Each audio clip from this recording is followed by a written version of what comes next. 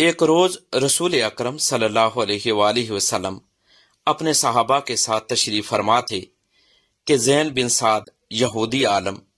آپ صلی اللہ علیہ وآلہ وسلم کی مجلس میں آیا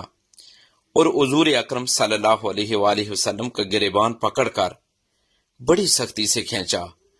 اور درست لہجے میں کہنے لگا، اے محمد صلی اللہ علیہ وآلہ وسلم،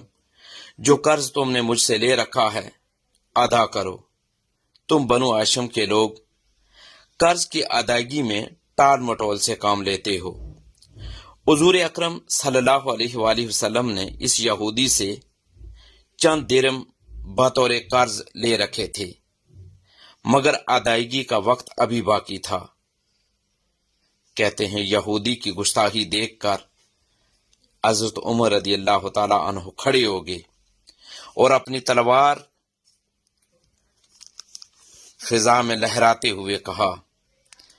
اے اللہ کے رسول صلی اللہ علیہ وآلہ وسلم، آپ مجھے اجازت فرمائیں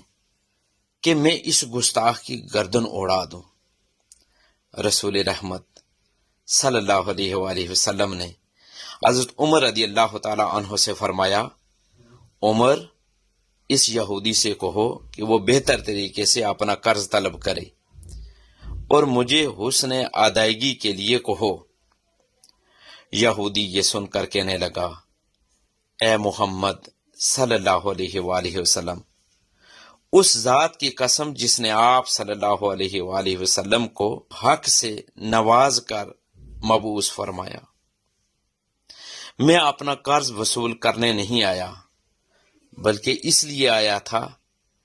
کہ آپ صلی اللہ علیہ وآلہ وسلم کے اخلاق کا امتحان لوں۔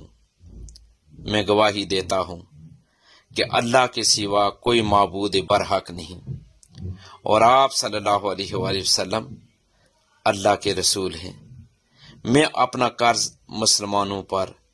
صدقہ و خیرات کرتا ہوں۔